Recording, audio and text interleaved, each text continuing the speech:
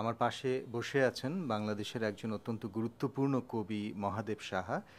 তিনি এই প্রথম যুক্তরাষ্ট্রে এসেছেন এবং তার ভাষায় আমেরিকা আবিষ্কার এবারের যুক্তরাষ্ট্রে আসা। মহাদেব সাহা, স্বাগত জানাচ্ছি আমাদের অনুষ্ঠানে। আমার কাছে আমেরিকা আবিষ্কার, কিন্তু আমি কতটা আবিষ্কার করতে পারবো সেটা আমার সামর্থ্যের উপর নির্ভর করে। কেমন লাগছে? হ্যাঁ, খুব ভালো লাগছে। নতুন কলম্বাসের কেমন লেগেছিল জানি না, কিন্তু আমার খুব ভালো লাগছে। যুক্তরাষ্ট্রে সফর আপনার ভালো লাগছে জেনে ভালো লাগলো।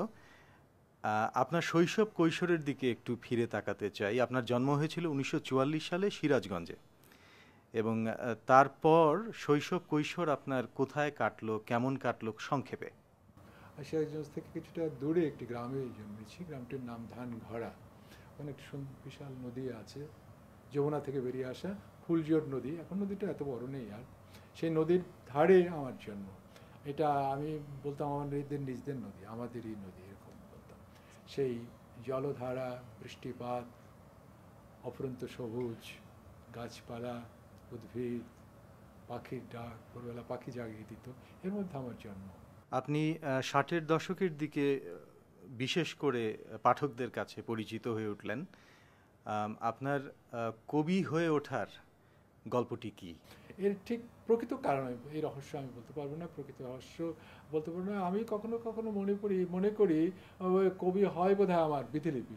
কবি হওয়া ছাড়া আমি আর কিছু হতে পারতাম না, এই জন্যই বোধহয় আমি কবি হয়েছি। তবে একটি কথা বলতে পারবো যে আমার পারিবারিক পরিবেশটার কথা কিছুটা বলতে পারবো। আমার মা খুব ভালো গান করতে পারতেন। কিছু কিছু গান লিখেছেন আমার মা। হ্যাঁ, কিছু গান, তার দু একটি গান আমার এখন, তার একটি গান কেমন করে মেয়ে আমার করবে ওই পাগলের ঘর, গৌরিয়ানো গিরিবার, আমার মার লেখা গান, নিজে সুর করে এই গানটি করেছিল, আমার মনে আছে এখন। মা খুব ভালো আবৃত্তি করতে পারতেন। রামায়ণ মহাভারত প্রায় মার মুখস্থ ছিল। আমি মার কাছে রামায়ণ পাঠ শুনেছি বহুবার। হ্যাঁ, রামেরও জন্ম শুনে নাচেন শকুনমলি, দণ্ড কুমণ্ডল করে হাতে, স্বর্গে না আছে স্বর্গজন, মর্তে নাচে মর্তজন, হরিষ্যে নাচিছে দশরথ। আমার এখনও মনে আছে ত্রিপদীতে এই কবি, এই এই অংশটি আমার এখনো মনে আছে। তো এইটা হয়তো আমার মধ্যে খুব প্রভাব বিস্তার করেছে। বাংলা সাহিত্যের বা বিশ্ব সাহিত্যের কোন সাহিত্যিকেরা আপনার লেখার উপর প্রভাব ফেলেছেন? কিটস আমার খুব প্রিয় কবি।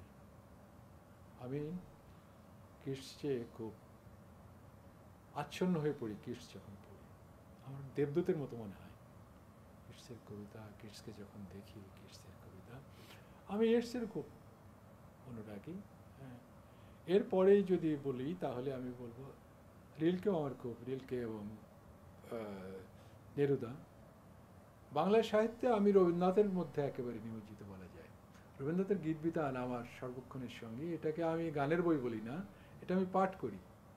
আমার মনে হয় এই বইটি আমাদের ছন্দ শেখার জন্যে, আমাদের কবিতা লেখার, যারা কবিতা লিখতে চায় তাদের সার্বক্ষণিক সঙ্গী হওয়া দরকার। গীত বিতানের মধ্যে আমি ডুবে থাকি। তো আমি রবীন্দ্রনাথকে এগুলো বললাম বটে, কিন্তু আমি রবীন্দ্রনাথে বিশেষভাবে, হ্যাঁ,